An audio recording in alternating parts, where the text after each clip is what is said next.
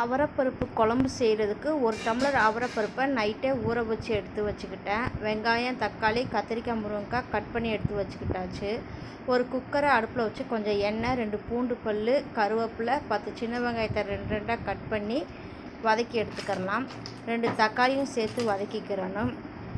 கொஞ்சம் மஞ்சத்தூள், 1 டீஸ்பூன் மிளகாய்த்தூள், 1 டீஸ்பூன் சாம்பார் தூள், கொஞ்சம் உப்பு சேர்த்து அதையும் 1 நிமிஷம் நல்லா வதக்கிக்கிறலாம். வதங்கினதுக்கப்புறம் கட் பண்ணி வச்ச கத்திரிக்காய், முருங்கைக்காயும் சேர்த்துக்கிறலாம். அதையும் வதக்கிக்கிறணும். ஊற வச்ச அவரைப்பருப்பை சேர்த்து அதுவும் 1 நிமிஷம் நல்லா மிக்ஸ் பண்ணிக்கிறலாம்.